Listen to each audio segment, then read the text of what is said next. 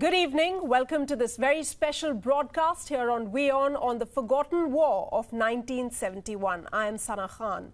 The Bangladesh War of Independence, an armed conflict between West Pakistan, now Pakistan, and East Pakistan, now Bangladesh, that lasted for roughly 9 months in 1971. The war resulted in Bangladesh's independence from Pakistan. The majority of the refugees from Bangladesh fled to the Indian state of West Bengal, forcing then Prime Minister of India, Indira Gandhi, to declare war on West Pakistan. The Pakistan Air Force also attacked many Indian airfields in hot pursuit of rebels. The Pakistani army tried to force Indian troops away from East Pakistan by attacking in the western sectors. Many battles were fought on the Western Front, which ensured Indian victories. Backed by the Air Force and the Navy, India and the Mukti Bahini finally defeated Pakistan. Nobody knows exactly how many people were killed, but certainly a huge number of them lost their lives. The Bangladesh government puts the figure at 3 million. Tonight on the show, we have war veterans from Bangladesh and India who were witness to the bloody battle. In fact, joining me here in the studio is Lieutenant Colonel Sajjad Ali Zahir. It's notable Bengali war hero who fought Pakistan War of Independence. He was awarded with the Bir Pratik as well. Thank you, sir, so much for joining us here. Also with me is Wing Commander Vinod Neb. He has the unique distinction of being awarded with 2 Veer Chakra awards, each for his role in 1965 and the 1971 wars. Ramesh Ramachandran, WION senior correspondent, with me here in the studio. We also have Mr. Haroon Habib, freedom fighter. He'll be joining us from Dhaka in just a bit. Also Shehryar Kabir, historian and a freedom fighter. Thank you, all of you. I'm extremely privileged to be in your company this evening. But let's talk a bit first about the kind of agreements, the kind of takeaways that we had between meeting in which Prime Minister Narendra Modi met with his Bangladeshi counterpart Sheikh Hasina.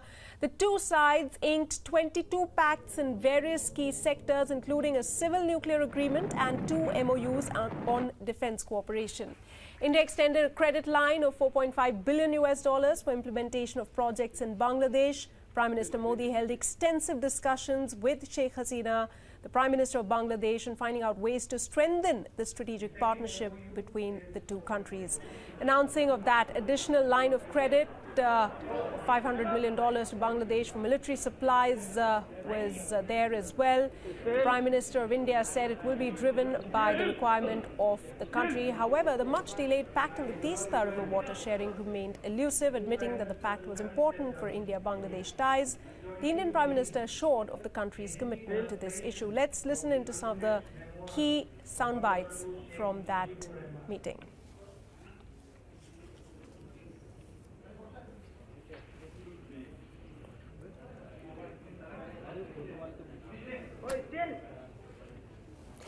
All right, we will be playing out that reactions perhaps later on the show, but let me start by bringing in Lieutenant Colonel Zahir into this discussion. Sir, before we start talking about all of those pacts and get into the larger subject over here, what do you have to say about the Prime Minister's visit to India? How do you look at it? Well, I feel that honoring of the Indian martyr soldiers by the Prime Minister of Bangladesh after 46 years is a very eventful incident. A large number of Indian soldiers sacrificed their life for Bangladesh in the liberation war. It was largely ignored. After so many years, Honorable Sheikh Hasina has decided to honor every Indian martyr soldiers. This is very important, not for 71 generation, but the subsequent generation. Indian soldiers' blood mingled with the soil of Bangladesh. Right. And their blood flowed through Padma, Meghna, Jamuna, Teesta all over. We had a shared past in 71. Without a shared past, there can be no shared future. These soldiers died so that we could live. That's right. And a grateful nation should acknowledge that by honoring them. These days in the modern world, we don't recognize. So in that sense, it's extremely important, significant, unprecedented, as you just pointed out. So I'm going to come to you in just a bit, but Ramesh, to get a sense of what are perhaps some of the outcomes, some of the highlights and deliverables that we've seen in that crucial meeting. Right. So in addition to what you've already shared, Sana, to my mind, this visit was high on symbolism. As the Foreign Secretary Jaishankar pointed out, there was a lot of personal touch and personal chemistry to be seen and on display between the two Prime Ministers, Prime Minister Hasina and Prime Minister Modi. He referred to the admiration that both leaders had for each other, and he described their meeting as a strong meeting of minds.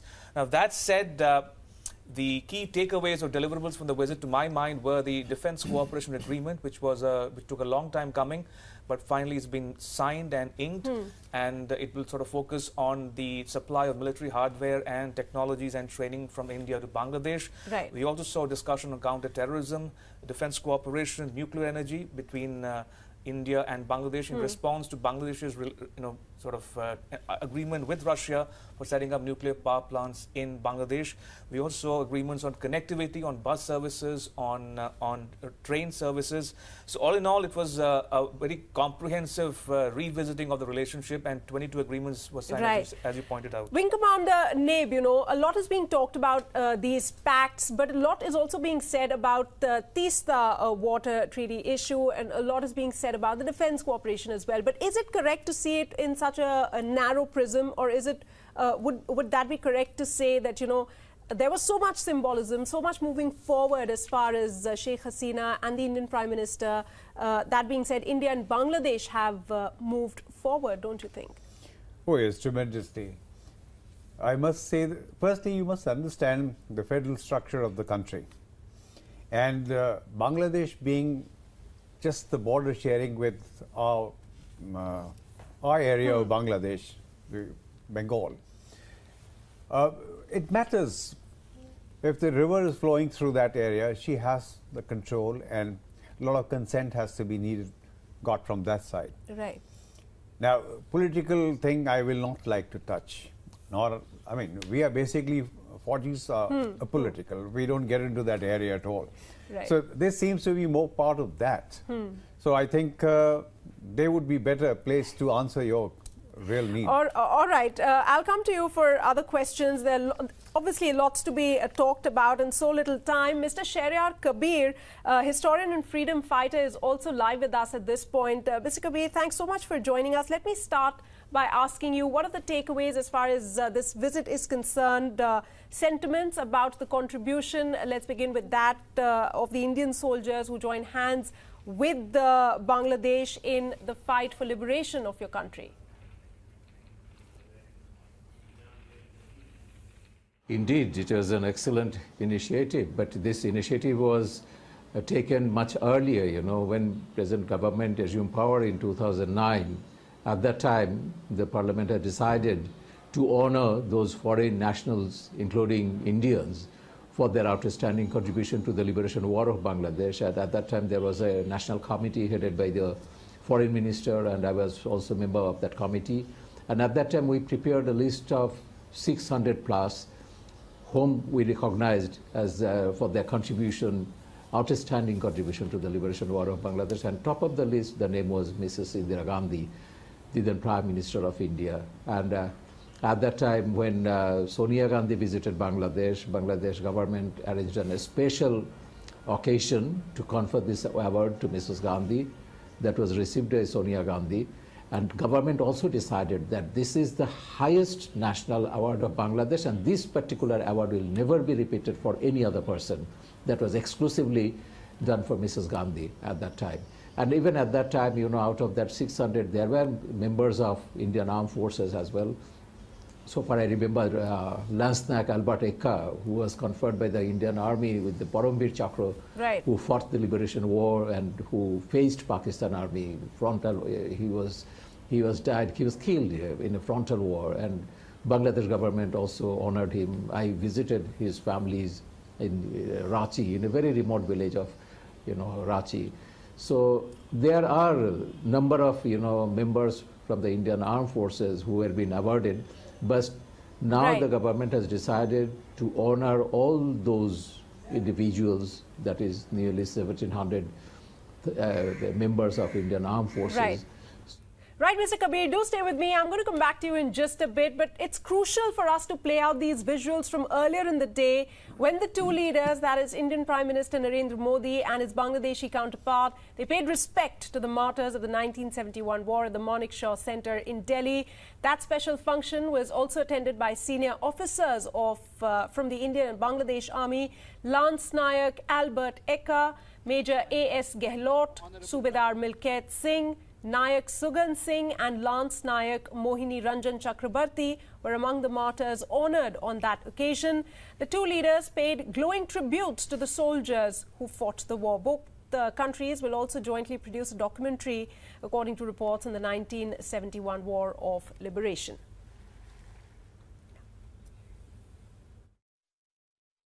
मानवता की खातिर पराक्रम की पराकाष्ठा की, बलिदान का इतिहास रचा,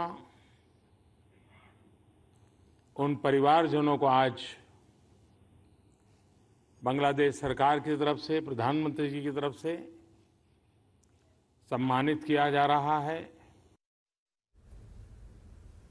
ऐसी सोच जिसका वैल्यू सिस्टम मानवता पर नहीं अपितु हिंसा, अतिवाद, आतंक पर आधारित है, जिसका मूल उद्देश्य है टेररिस्ट द्वारा टेररिज्म फैलाना। इसी तीसरी नकारात्मक विचारधारा के विक्टिम भी है।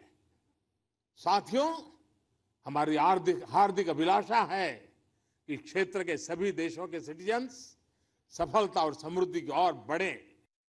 We are grateful to the government and the people of India for their extraordinary support to war of liberation. Many valiant soldiers of Indian Armed Forces had sacrificed their lives for the liberation of Bangladesh. We always remember with gratitude their contributions and sacrifices. All right, let me go across to Ramesh now. Ramesh, how do you see the significance of the Bangladeshi Prime Minister traveling to India and honouring, these martyrs? Sana, to my mind, this was the highlight of a visit, the centerpiece of a 4-day visit to India. It's not every time that you see a leader visit another country and honour the soldiers of that particular country. Now, countries come and visitors, visits come and go, yeah. Visits keep happening, agreements are signed, but it's not every time you see an event of this symbolism, of this nature, of this magnitude. Now, that said, there are two components. One is the domestic component of the significance of this event that was held in New Delhi this morning.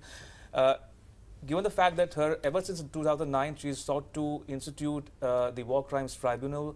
She's been trying to bring the people, the guilty, to justice. And on the diplomatic front, Bangladesh is pushing for recognition of March 25 as World Genocide Day.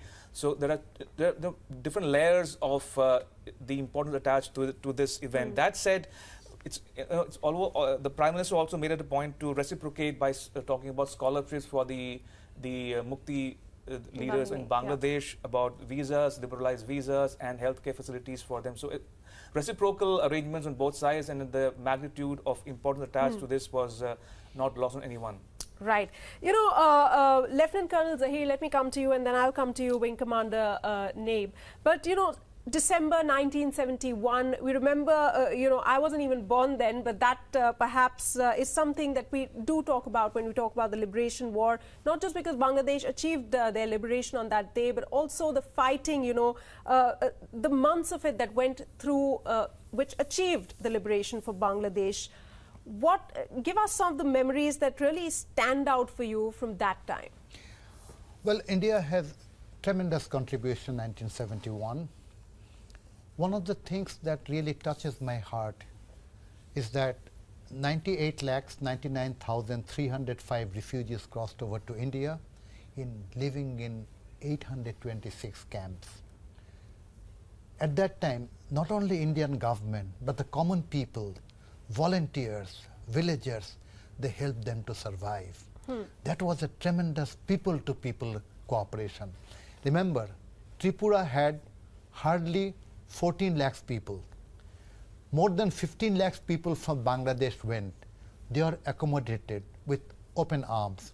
There was no conflict. And this also gives a very good piece of thought to the people in Europe who closed down the borders Right. today. 46 years back, India did not close down the borders. People of India did not think that these Bangladeshis can do any damage to them. That's a tremendous thing that people did. Number two, in those difficult times, training of the Mukti Bahini, giving arms to Mukti Bahini is a tremendous support. Other than that, India helped us in international forums, trying to tell the people all over the world about the war crime genocide being committed. Right.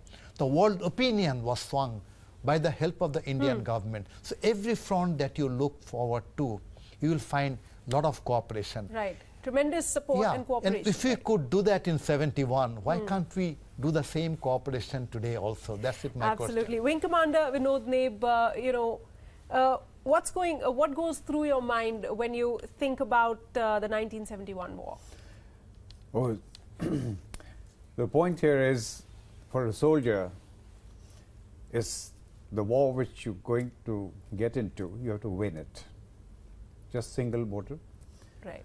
The outcome of that, the bonuses which follow with that are different. But for a soldier, it's a win situation which he wants to get it at any cost. Us are having a very tough time, reason being the threat which we had from the 7th Fleet of USA. We had a time limitation.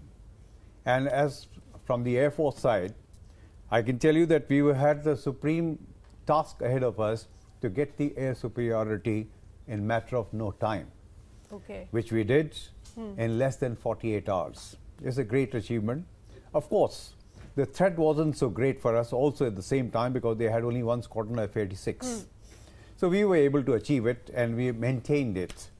And by doing that, it made easy task for the army to move in, and thereafter we supported the army to get that. But point I'm making here is a little different beyond that. That is, that it is the country which goes to war. At that time, the soldier does not think who is he fighting for. But here, we had people from Bangladesh supporting us, helping us around, Right. because the time was short. So that help was tremendous. If the local people are helping you to achieve your objective, Right. it makes it that much easier. And here we kudos to Bangladeshi, the friends which came across and helped us. All right, let me get in Mr. Shahryar Kabir at this point, sir. If you could share with us some of the memories from 1971, something that stands out particularly when I'm asking you this.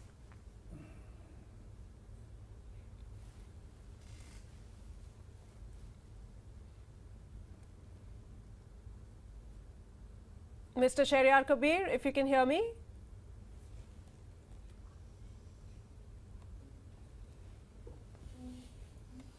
Well, during the liberation war of Bangladesh, out of 10 million refugees, I was also one of them. I left Bangladesh, so far I remember it was in the first week of May. And we have seen that hundreds and thousands of people, hapless people of Bangladesh, they went to India for shelter. And at that time, India not only sheltered 10 million people of Bangladesh, as well as they have provided all kind of support, logistics support, financial support to the government of Bangladesh, exiled government of Bangladesh, as well as to the freedom fighters who are fighting against Pakistan Army's brutality, occupation army of Pakistan. So we'll never forget Indian peoples, the government led by Mrs. Indira Gandhi and the people, common people of India, the way they shared our pain and agony. So it is something unprecedented. We have never seen in the history of the world that so many people were being sheltered for so many months the way India did during the liberation war of Bangladesh. All right, at this point, I want to talk a bit more about the personal experiences as well. Lieutenant Colonel Zahir, what are some of the personal experiences, if you'd like to share with the viewers from that time?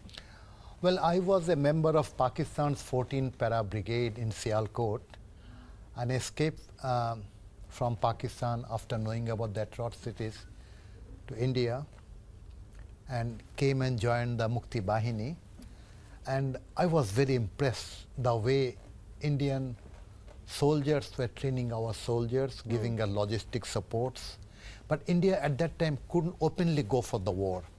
And you said one thing about the 3rd December. Please remember that on 3rd December, 60 aircrafts of Pakistan from Quetta Air Base attacked 10 Indian airports, and they started the war. So they were the aggressor every time. On 26 March 1971, they were the aggressor on the people of Bangladesh, and on the 3rd of December, they are the aggressors on Indian government. So moral factor, the morality factor goes with us. In 1947, two-nation theory was made by Jinnah Sahab, and Jinnah's Pakistan became a Qabristan by 26 March 1971. That's the tragedy. Right. Their military did so much of atrocity on our people, which was largely ignored, even largely ignored by people all over the world, because at that time the bigger powers, the superpowers, the richer countries were helping Pakistan. Right. So now that we have the 5th March as the genocide day, and we definitely feel India will support us with documentation and support internationally, and this will also create a vista of more cooperation between us. Right. 71 is very important. Absolutely. Absolutely. I'm extremely sorry. I completely didn't know that Mr. Haroon Habib was patched live with us. He's a freedom fighter. He joins us live from Bangladesh. My apologies to you, Mr. Habib. I want to bring you in this discussion right now. Let's start by asking you, what are some of the things that stand out as we are talking about the 1971 war? Something that you would like to share with our viewers. Thank you. Thank you. What I can say is that today, dead Indian soldiers of 1971 war, and I feel proud as a Bangladeshi citizen, because I was a civilian guerrilla fighter in the war in 71. We fought together with the Indian soldiers, massed together inside the country. I've seen in my own eyes how the Indian soldiers fought and sacrificed. And I have some friends in the Indian army, some of them died also. So when Bangladesh, after 46 years, recognized and honors the dead Indian soldiers, I feel really proud. On the other hand, the day is also remarkable because India has assured giving visas to 10,000 freedom fighter Bangladesh veterans, and their free medical checkups and all that. But before all this thing, what I can say is that the India and Bangladesh, after a long time, has entered into a historic era since 2010. And I think the spirit is 1971. Neither India nor Bangladesh should forget 1971 spirit. And if we just carry forward, we can do much. Absolutely. Mr. Habib, we hear your point. Do stay with us. Now, I want to go to you, Wing Commander Vinod Neb, and let me start by asking you, what do you think about the situation in Bangladesh, the fact that, there are so many anti-terror operations as well going on? Apart from that, I wanted to specifically talk to you particularly about that, but I'll take your opinion as well.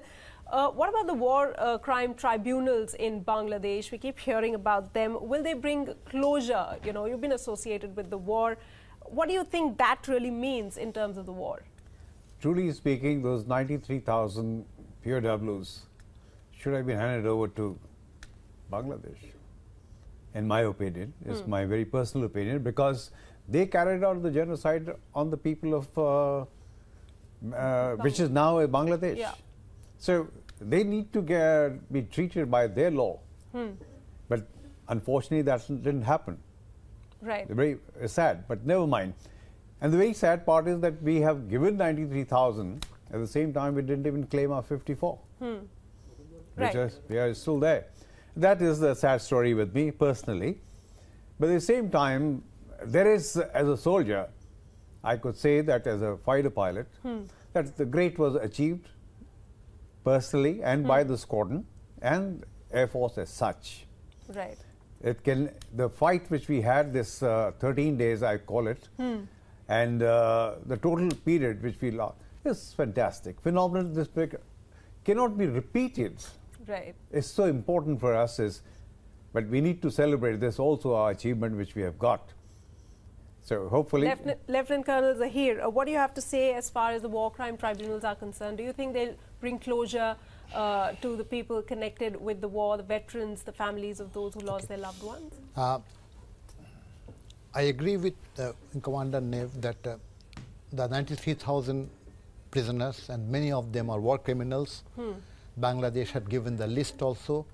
But in the Shimla agreement and Delhi agreement, after that, they were allowed to go back to Pakistan because Mr. Bhutto made an international commitment that he's going to try them, but he didn't keep the commitment. That's a historical mistake. Any criminal must be tried. Right. A single death is a tragedy, and you can kill thousands of them and you get scot-free.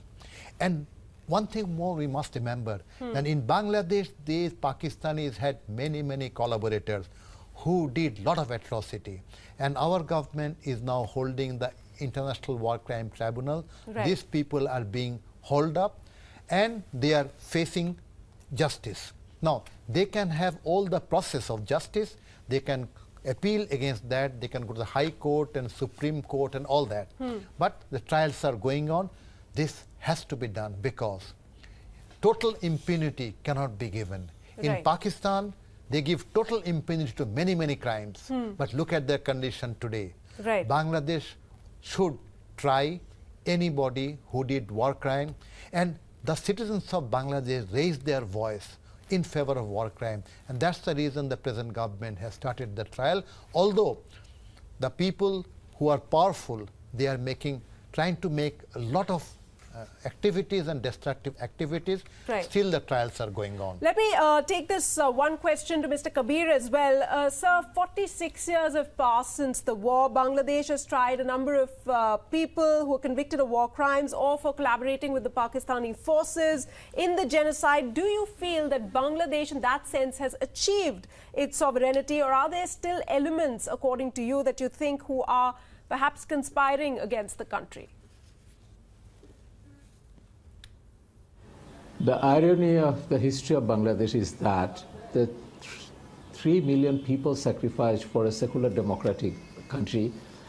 Unfortunately, after the brutal assassination of Bangabandhu Sheikh Mujibur Rahman, the founding father of Bangladesh, and his associates, close associates who led the liberation war, since 1975 we are observing a kind of Islamization or Pakistanization of our politics and society. And it was the pro-Pakistanis who killed Sheikh Mujib and his colleagues.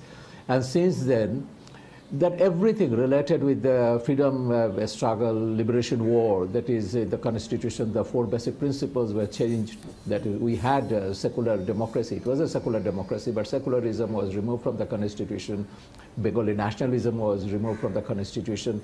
And those rulers, you know, they tried to convert Bangladesh into a monolithic Muslim country like Pakistan. Right. Mr. Kabir, I'm so sorry we're completely running out of time, but it was so good to have all of our guests on the show. Lieutenant Colonel Sajjad Ali Zahir, Wing Commander Vinod Neb, Shahryar Kabir, Ramesh, my colleague, also Mr. Harun Habib, along with Mr. Shahryar Kabir, of course.